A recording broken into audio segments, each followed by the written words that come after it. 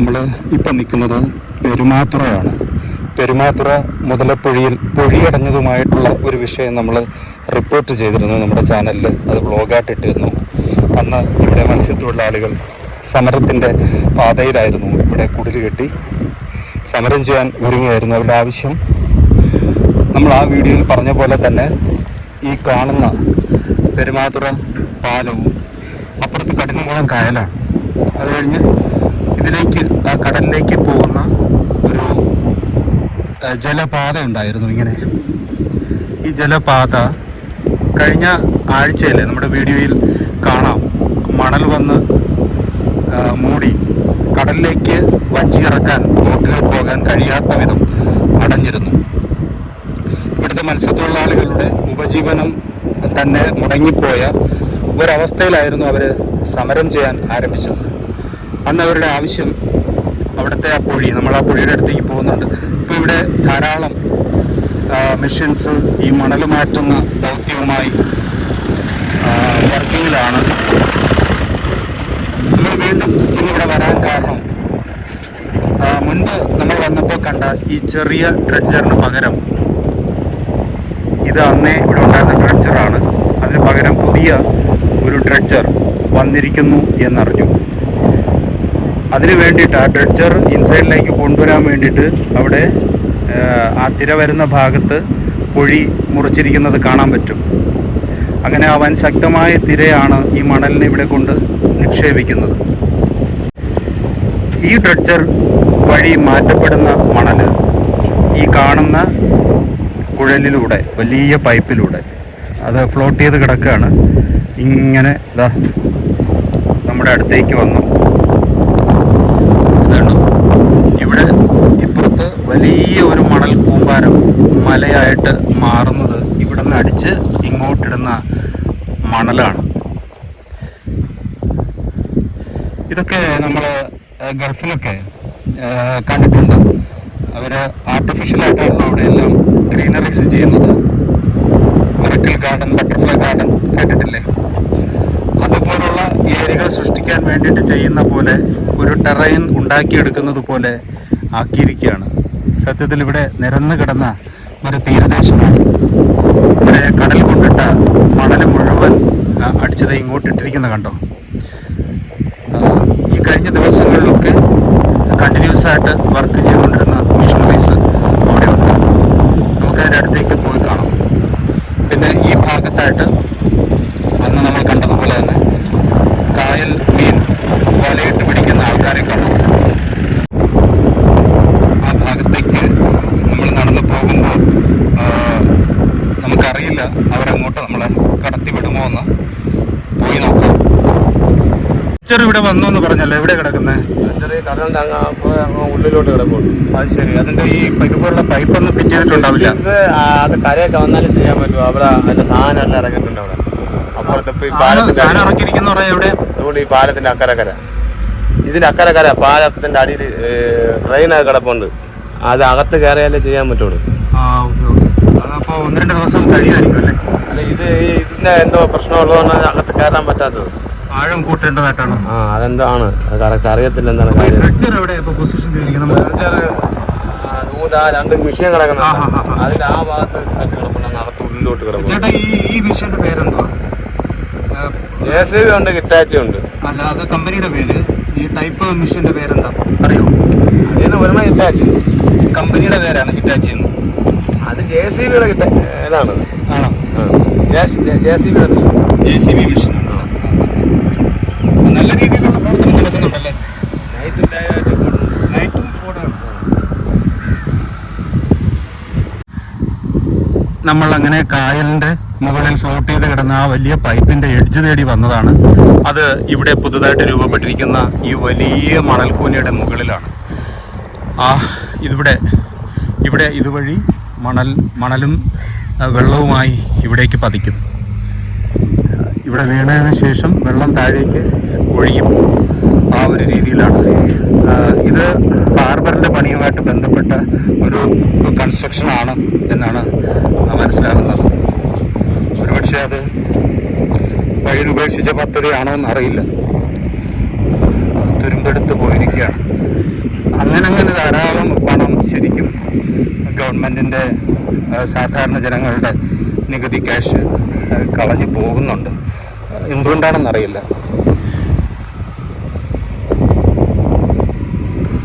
Gulf സുൽത്താനേറ്റിലൊന്നും ഈ ഒരു കാഴ്ചയില്ല കേട്ടോ.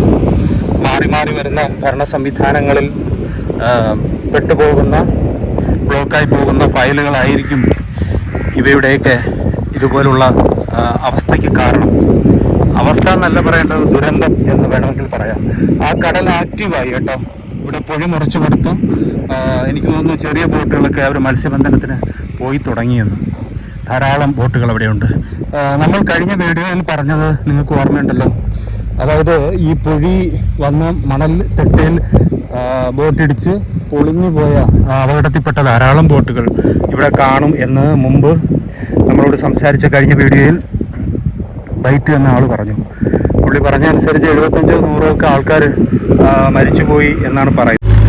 നമുക്ക് 8-10 വാഹനങ്ങൾ, ലോറികൾ അവർ അനവരതം പ്രവർത്തിച്ചുകൊണ്ടിരിക്കുകയാണ്. 24 hours ഇവിടെ പണി നടക്കുകയാണ് എന്നാണ് നമ്മളോട് ഒരു ചേട്ടൻ പറഞ്ഞത്.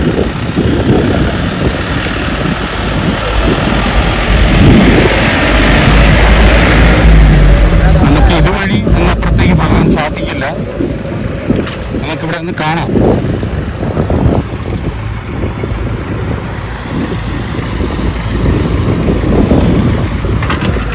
ഇപ്പോൾ ഈ സ്ഥലത്തേക്ക് പുതിയ ഒരു ലോറി വന്ന് കയറും, ഈ ഒരു സ്ലോട്ടിലേക്ക്.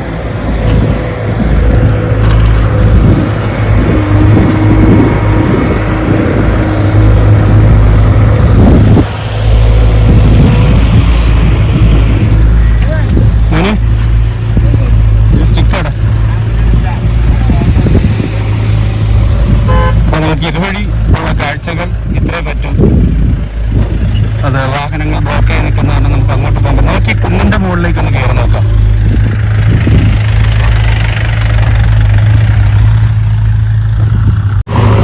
കണ്ടോ, കുന്നിൻ്റെ മുകളിലേക്ക് കയറിയത് നന്നായി. നല്ലൊരു വിഷ്വൽ കിട്ടുന്നില്ലേ? നോക്കൂ, അതാണ് പെരുമാതുറ പാലം. ഈ പാലത്തിൽ നിന്നെടുത്ത വിഷ്വൽസും വീഡിയോയും ഒക്കെ നമ്മുടെ ചാനലിൽ മുമ്പ് നമ്മൾ ഇട്ടിട്ടുണ്ട്. എത്ര യന്ത്രക്കരങ്ങളാണ് ഒരുമിച്ച് പ്രവർത്തിക്കുന്നത് അല്ലേ?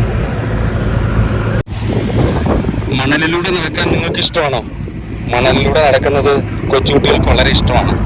അപ്പോൾ മണലിലൂടെ നടന്നപ്പോൾ ഞാനും കൊച്ചുകുട്ടിയായി. എന്തിനു വൈകണമല്ലേ നമ്മളൊക്കെ കൊച്ചുകുട്ടിയാവാൻ? പണ്ടൊക്കെ സ്കൂളിൽ പഠിക്കുമ്പോൾ ബാല്യകാലത്തെക്കുറിച്ച് കവികളും കഥാകാരന്മാരും പുകഴ്ത്തുമ്പോൾ അന്ന് ബാല്യമുണ്ടായിരുന്ന നമുക്കതിൻ്റെ ഗൗരവം മനസ്സിലായില്ല. സത്യമല്ലേ? അതുകൊണ്ട് കളിക്കോപ്പുകളും ഇതുപോലുള്ള കളിസ്ഥലങ്ങളൊക്കെ കാണുമ്പോൾ മനസ്സ് ബാല്യത്തെ തേടും. അതുകൊണ്ടാണല്ലോ ഈ പൊരി വെയിലത്ത് ഇങ്ങനെ നടക്കാൻ തോന്നുന്നത്. നമ്മൾ പോകുന്നത് ഡ്രഡ്ജറിനെ തേടിയാണ് കേട്ടോ. കഴിഞ്ഞ ആഴ്ച ഒന്ന് വീഡിയോ എടുത്തപ്പോൾ നിങ്ങൾ കണ്ടിട്ടുണ്ടാവും, ഇവിടെ വലയെറിഞ്ഞു നിൽക്കുന്ന ഒരു നാട്ടുകാരൻ ഉണ്ടായിരുന്നു. ഇന്ന് അവിടെയെല്ലാം പൊഴി മുറിച്ചു മാറ്റുകയാണ്. കടലിൻ്റെ ഭാഗം കായലുമായി ചേർന്നിടം കാണാം. തിരകളിങ്ങുള്ളിലേക്ക് കായലിലേക്ക് അടിച്ചു കയറുന്നത് കാണാം.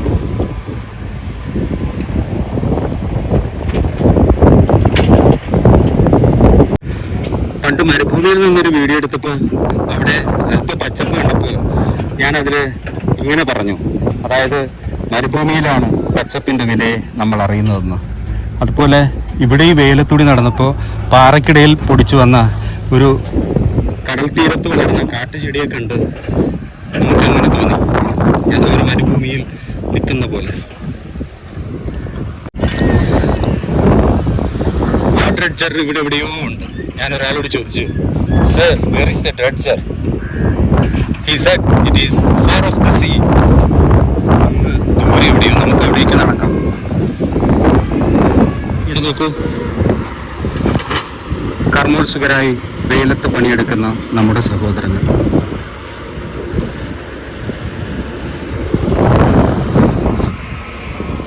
ഈ ഭാഗത്തൊക്കെ വലിയ വലിയ പുലിമുട്ടുകൾ. ഈ പാറയല്ല കേട്ടോ, മേളിൽ നക്ഷത്ര മത്സ്യം പോലെ കാണുന്നത് അതാണ് പുലിമുട്ട്. പാറയും സിമെൻറ്റും ചേർത്ത് കോൺക്രീറ്റായി ബിൽഡ് ചെയ്യുന്ന ഒരു പ്രത്യേക ഷേപ്പിലുള്ളത്, മറിഞ്ഞു പോകാൻ ഓപ്ഷനില്ലാത്ത ഒരു ജോമെട്രിക്കൽ ഷേപ്പ്, അതാണ് പുലിമുട്ടിൻ്റെത്. പുലിമുട്ട് മറിച്ചിടുക എളുപ്പമല്ല. അങ്ങനെ നടന്ന് റോഡിൽ നിന്ന് ഏകദേശം 1 കിലോമീറ്ററോളം നമ്മൾ കടലിലേക്ക് വന്നു. കടലിൻ്റെ നടുക്ക്, അതാണ് മുതലപ്പൊഴി. മുതലപ്പൊഴി എന്ന് കേട്ടിട്ടില്ലേ ഉള്ളൂ, എന്നാൽ കാട്. ഇതാണ്, ഇത് കടലിൻ്റെ ഉള്ളിലേക്കാണ് കേട്ടോ. അതുകൊണ്ട് ഈ ഭാഗത്ത് കടല് നല്ല ആഴമുള്ളതാണ്. ഈ സ്ഥലത്ത് ഇവിടെ നിന്ന് വന്ന വഴി നമുക്ക് തിരിഞ്ഞു നോക്കാം. കണ്ടോ,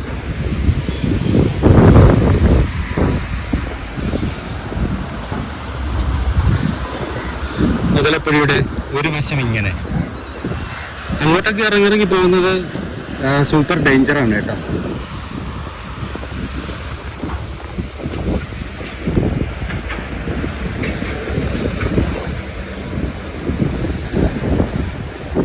ഇവിടേക്ക് ആൾക്കാർ വരുമായിരിക്കും. ഞാൻ വന്ന് ഇങ്ങറ്റം വരെ വന്നു. തിരയുടെ ശക്തി നോക്കും.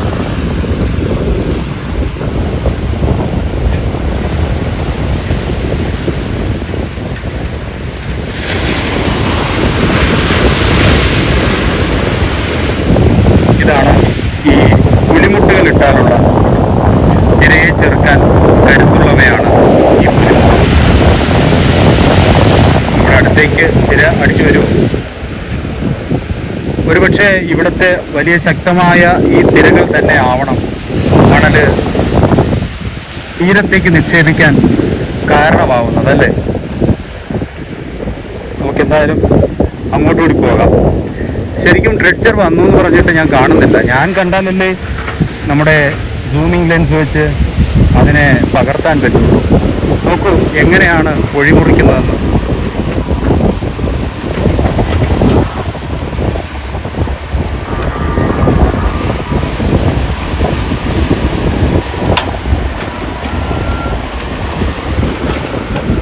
കടലിനോട് ചേർന്ന തീരത്തിൻ്റെ ഭാഗത്ത് അടിഞ്ഞുകൂടിയ ആ വലിയ മണൽത്തിട്ട മാറ്റിയാണ്. അങ്ങ് ദൂരെ ഇപ്പോൾ തിരമുറിച്ച് പോകുന്ന മീൻപിടുത്തക്കാർ പോകുന്ന ബ്രദേഴ്സ് എന്ന ബോട്ട് നമുക്ക് കാണാം. കണ്ടോ, ശരിക്കും 1 2 3 4 5 6 10ഓളം ആൾക്കാർ ആ ബ്രദേഴ്സ് എന്ന ആ ബോട്ടിലുണ്ട് കേട്ടോ. അപ്പോൾ അവർ കടലിലേക്ക് പോവുകയാണ്. അതിലൊരു കൊച്ചുകുട്ടിയുമുണ്ട്. ഇപ്പോൾ പോയാൽ അവർ വലയിട്ടിട്ട് എപ്പോഴാണാവോ തിരിച്ചു വരിക? അവരങ്ങ് പോയി.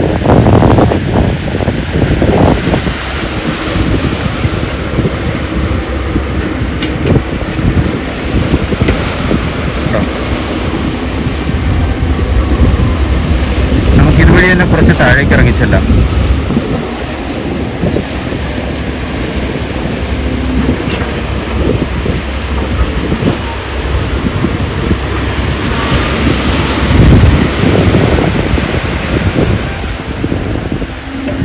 ഞാൻ ഡ്രെഡ്ജർ എവിടെയും കണ്ടില്ല കേട്ടോ. എനിക്ക് തോന്നുന്നു ഇവിടെ സജ്ജമാകുന്നത് വരെ. കാരണം ഡ്രെഡ്ജറിന് ഈ ഭാഗത്തേക്ക്, ഈ മെഷീൻസ് വർക്ക് ചെയ്യുന്ന ഭാഗത്തേക്ക് വന്ന് കയറി കിടക്കാനുള്ള ആഴം ആദ്യം വേണമല്ലോ. ആ ഡെപ്ത് വേണം.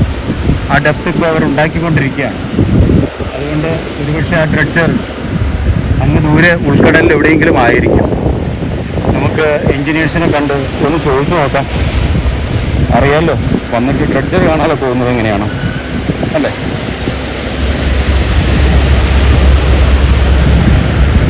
ഇവിടെയൊക്കെ വലിയ തിര അടിക്കുന്ന സ്ഥലമാണ് കേട്ടോ. അല്പസ്വല്പം ഡേഞ്ചർ സോണാണ് പിന്നെ താഴേക്ക് പോയി കഴിഞ്ഞാൽ.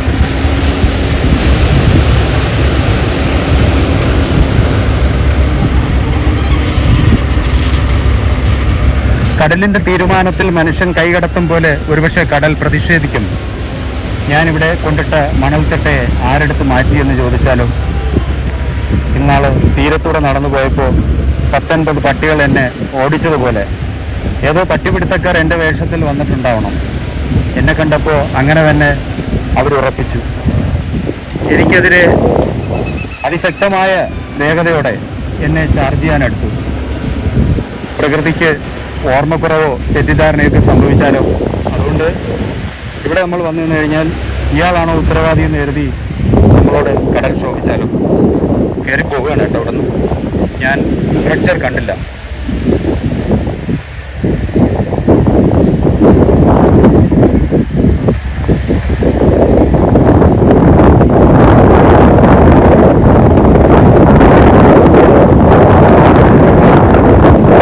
നീ എന്താ നോക്കുന്നത്? പറ, എന്താണ് നോക്കുന്നത്? ക്യാമറ ഉറപ്പിക്കാനുള്ള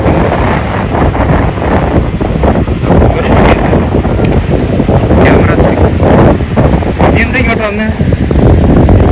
ഇത് വാങ്ങാനാ?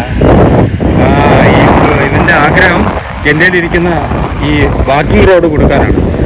ഞാൻ പുതിയ വാക്കിംഗ് റോഡ് വാങ്ങിക്കുമ്പോൾ മോനെ ഇനി വരുമ്പോൾ അങ്ങനത്തെ ട്രൈപ്പോഡ് ഇടാം. മോൻ എന്തിനാ വെയിൽ കൊള്ളുന്നു ഇങ്ങനെ? ഇഷ്ടമാണോ? എന്താ കേട്ടില്ല? എന്ത് മോനെ?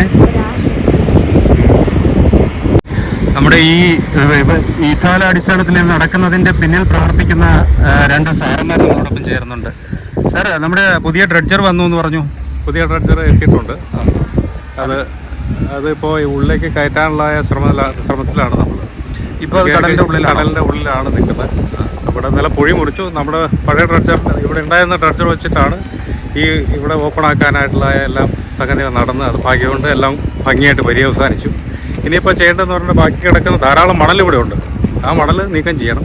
അതിന് വേണ്ടിയിട്ടാണ് വലിയ ഡ്രഡ്ജറുമായിട്ട് എത്തിയിരിക്കുന്നത്, പെട്ടെന്ന് നീക്കം ചെയ്യാൻ വേണ്ടിയിട്ട്. അതിന് ഇന്ന് ഉച്ചയോടുകൂടി നമ്മൾ ശ്രമിച്ച് ഇന്ന് തന്നെ അത് ഉള്ളിലേക്ക് കയറ്റാനാണ് നമ്മുടെ. ഇവരുടെ പരാതി അവർക്ക് ജോലിക്ക് പോകാൻ കഴിയുന്നില്ല എന്നുള്ളതായിരുന്നു. അവരൊക്കെ പോയി തുടങ്ങിയോ? അവർ പോയി തുടങ്ങിയിട്ടുണ്ട്. ഇന്ന് രാവിലെ തന്നെ അവർ വർക്ക് സ്റ്റാർട്ട് ചെയ്തിട്ടുണ്ട്. നമ്മുടെ ഡ്രഡ്ജർ വെച്ചുള്ള പണി കൊണ്ട് സംഗതി സക്സസ് ആയി. ഇപ്പോൾ ഈ ഡ്രഡ്ജറിന് ഇവിടേക്ക് കൊണ്ടുവരാൻ ഒരു ആഴം വേണം, ഡെപ്ത് വേണം. അതിനുള്ള പണിയാണ് ഇപ്പോൾ നടക്കുന്നത്. അതെ അതെ. ഇപ്പോൾ ചെയ്യുന്ന അവിടെ കുറച്ചുകൂടെ ഡെപ്ത് ആക്കാനുണ്ട്. അത് ചെയ്ത് കഴിഞ്ഞിട്ടുണ്ടെന്നുണ്ടെങ്കിൽ നമ്മളത് ഉള്ളിലേക്ക് കയറ്റുന്നതാണ്. എന്തായാലും ഒരു ഹിമാലയം ഇഷ്യൂ ആയിരുന്നു. ഈസി ആയിട്ട് കഴിഞ്ഞു എന്ന് വേണം പറയാൻ. Thank you sir. Thank you. നമ്മളോടൊപ്പം ചേർന്നതിൻ്റെ എൻജിനീയേഴ്സാണ്. അവരാണ് ഇതിൻ്റെ വർക്കുകൾ നേതൃത്വം നൽകിയത്. അവരത് ഭംഗിയായിട്ട് ഇത് ഏറ്റെടുത്തു, നിർവഹിച്ചു എന്ന് കാണാം.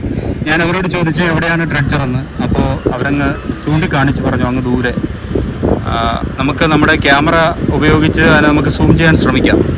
ഓക്കെ, അങ്ങ് ദൂരെ എത്രയോ നോട്ടിക്കൽ മൈൽ ഉള്ളിലാണ് ഇപ്പോൾ ഡ്രഡ്ജർ ഉള്ളത്. ഇവിടെ റെഡിയായതിന് ശേഷമായിരിക്കും ഡ്രഡ്ജർ വരിക. ആ സമയത്ത് നമ്മളെ ഹെൽപ്പ് ചെയ്യാനായിട്ട് ഒരു കൊച്ചു ക്യാമറാമാൻ ഇവിടെ ഉണ്ട്. അവൻ്റെ പേരെന്തുവാ?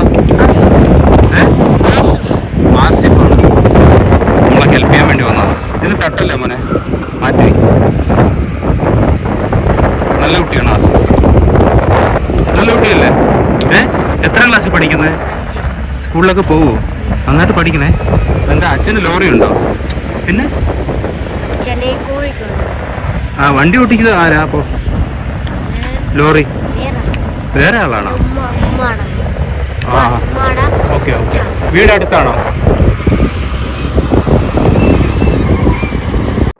ഡ്രഡ്ജർ ഇപ്പോൾ അങ്ങ് വളരെ ദൂരെ ഉൾക്കടലിലാണ്, എത്രയോ നോട്ടിക്കൽ മൈൽ ഉള്ളിൽ. കാരണം തീരത്ത് നല്ല തിരമാലയുണ്ട്.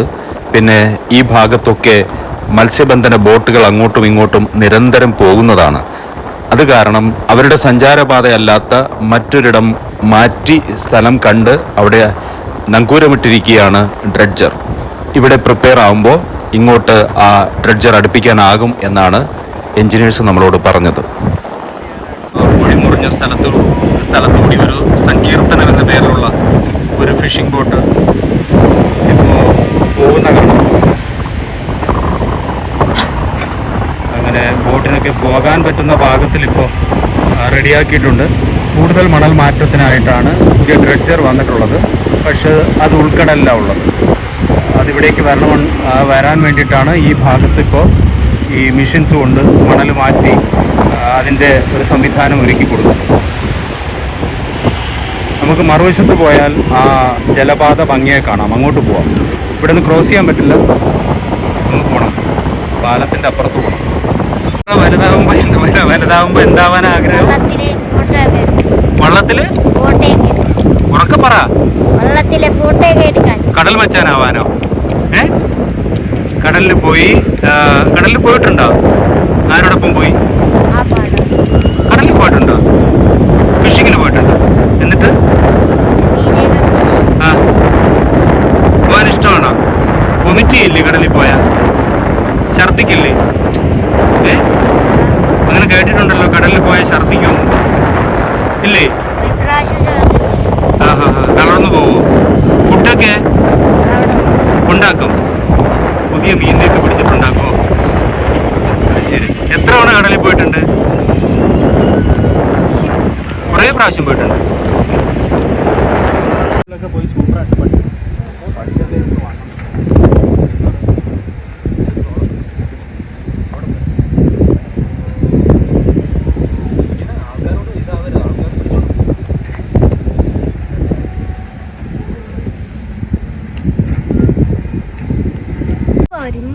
നിനക്കൊരു ഗിഫ്റ്റ് ഞാൻ തരട്ടാ.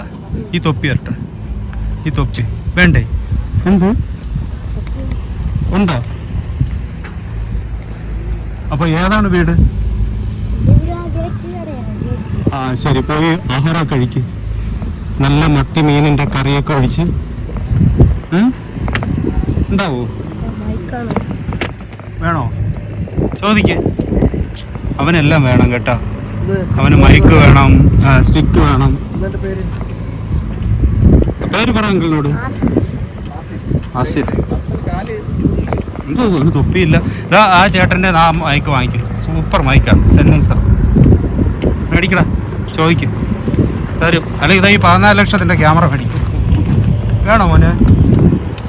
ഞാൻ വരും. അപ്പോൾ എന്ത് ചെയ്യുന്ന വെച്ച് കഴിഞ്ഞാൽ ഇതെല്ലാം പകരം വാങ്ങിക്കും. ഓക്കെ, അടുത്ത ആഴ്ച ഞാൻ വരുമ്പോൾ തരാം. ബാക്ക് തെറ്റിക്കില്ല. Selfie stick. ഓക്കെ, പിന്നെ വാക്കിംഗ് റോഡ്. വേറെ എന്താ വേണ്ട? ഇതുവഴി വീട്ടിൽ വിട്ടോ. ഇതുവഴി പോ.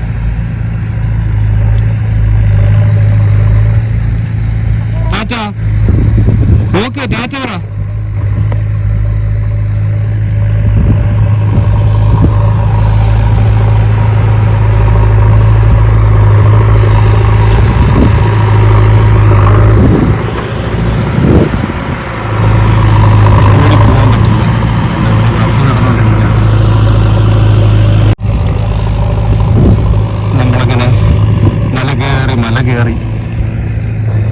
എല്ലാവരും വിചാരിക്കും ഈ ഒരു വെയിലത്ത് എന്തിൻ്റെ കേടാണ് അല്ലേ? ഇതൊക്കെ ഓരോ വട്ടല്ലേ.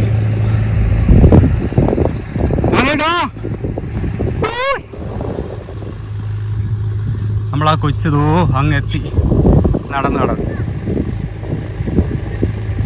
നമ്മുടെ ഫ്രണ്ട്. ടാറ്റ.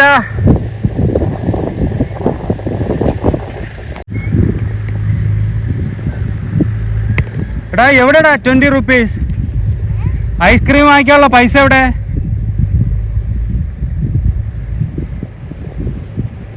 എവിടെ?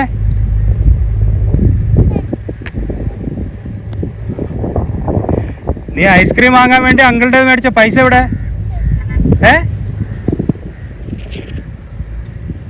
ഇവിടെ കിടന്നടാ, ഇവിടെ കിടന്ന്.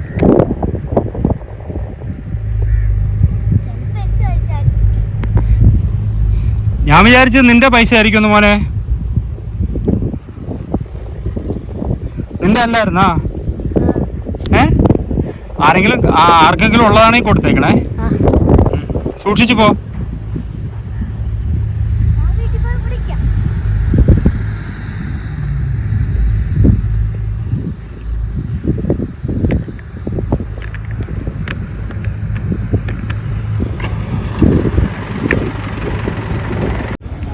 അങ്ങനെ നമ്മളോടൊപ്പം കുറച്ച് നേരം കമ്പനി നിന്ന ആ കുട്ടി, അവനെ ഞാൻ അവൻ്റെ വീട്ടിലേക്ക് പറഞ്ഞു വിട്ടു.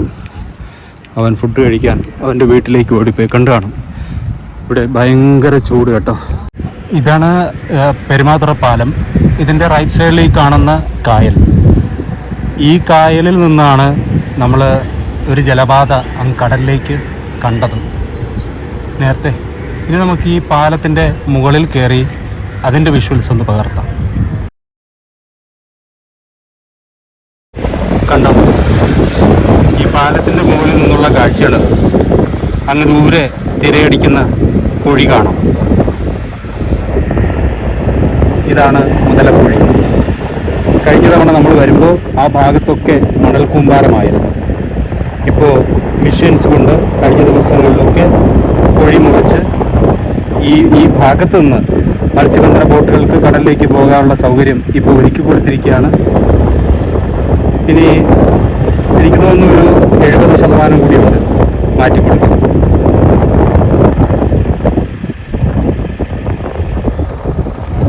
ഇതിൻ്റെ ഈ ഭാഗം കായലാണ്. ഈ പാലത്തിനപ്പുറം കായൽ.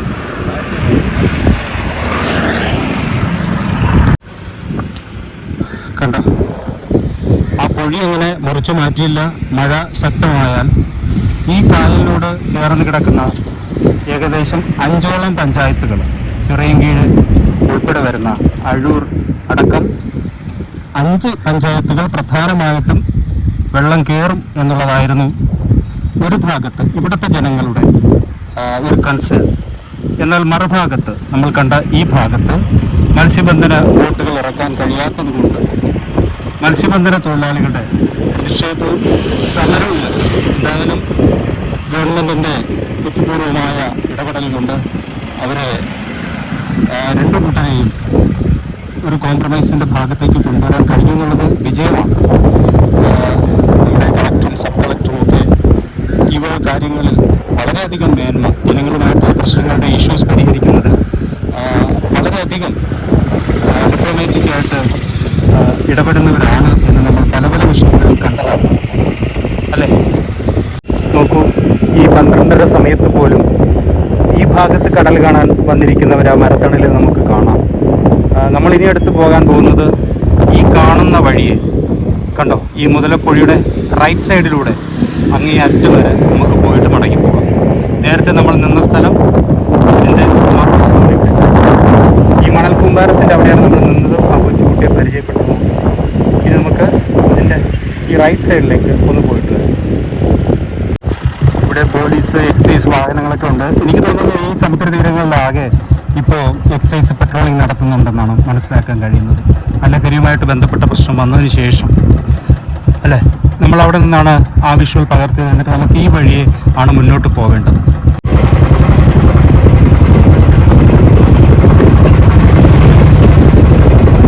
കണ്ടോ, ഈ ഭാഗത്തൂടി നമ്മളിങ്ങനെ നമ്മുടെ ബുള്ളറ്റൊക്കെ ഓടിച്ച് പോവുകയാണ് കേട്ടോ. ഇവിടെയാണ് വഴി. നമുക്ക് അങ്ങേ അറ്റം വരെ പോവാം. അവിടേക്ക് പോലീസ് പോയിട്ടുണ്ടാകുന്നു. ഇപ്പോൾ ഈ സ്ഥലം സന്ദർശിക്കുന്നതിന് വേണ്ടി MLA ഒക്കെ ഈ ഭാഗത്തേക്ക് വന്നിരിക്കുകയാണ്. ഇവിടെ ഈ കഴിഞ്ഞ ദിവസങ്ങളിൽ നമ്മൾ കണ്ട ഒരു വലിയ പ്രശ്നത്തിന് കാരണമായ മൂടിക്കിടന്ന പൊഴി ഇപ്പോൾ മുറിച്ചു മാറ്റിയിരിക്കുന്നു. അതുവഴി ചെറിയ മത്സ്യബന്ധന ബോട്ടുകൾക്ക് പോകാനുള്ള മാർഗം സുഗമമാക്കിയിരിക്കുകയാണ്.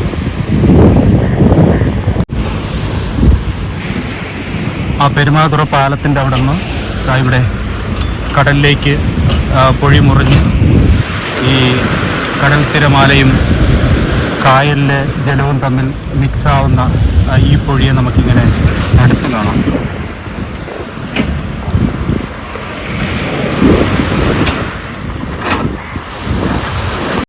ഇവിടെയൊക്കെ ഏതാനും പേർ ചെറിയ ചെറിയ വല ഉപയോഗിച്ച് ഫിഷിങ്ങിനൊക്കെ ട്രൈ ചെയ്യുന്നുണ്ട്. പക്ഷെ അവർക്കൊന്നും കിട്ടുന്നുണ്ടാവുന്നില്ല, ഒന്നും കിട്ടിയിട്ടില്ല.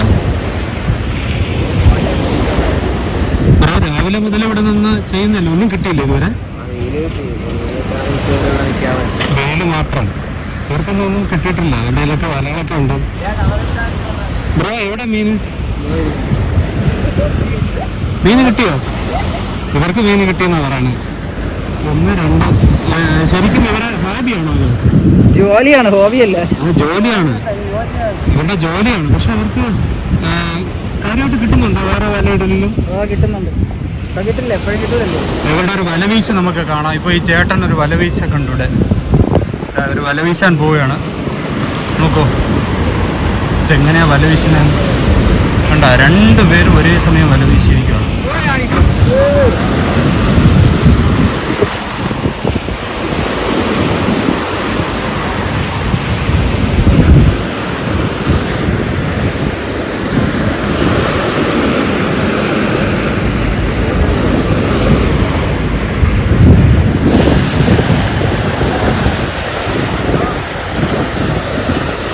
ഇനി ആ വീശിയ വല കരയിലേക്ക് അടുപ്പിക്കുന്നത് കാണാം. അവർക്ക് വല നിറയെ ഫിഷ് കിട്ടട്ടെ, നമുക്കും പ്രാർത്ഥിക്കാം. നമ്മളോട് സംസാരിച്ച ഈ സഹോദരൻ വല വീശാനായിട്ട് പോകാൻ കേട്ടോ.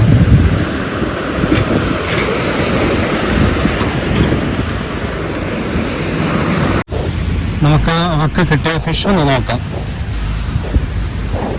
അവർ തല്ലി ഓട്ടിക്കുമെന്ന് എനിക്കറിയത്തില്ല. അവരെല്ലാം അവിടെ ഇരിപ്പുണ്ട്. ഇത് അവരുടെ കോമഡി അല്ല, അവരുടെ ജീവിതോപാധിയാണ്.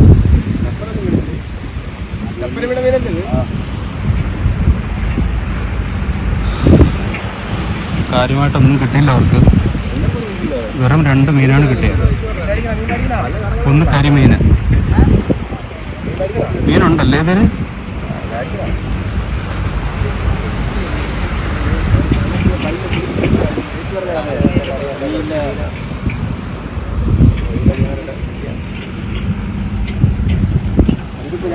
അപ്പോൾ നമ്മൾ ഈ വീഡിയോ വൈൻഡപ്പ് ചെയ്യാണ്. ഇവിടെ നിന്ന് പോകും.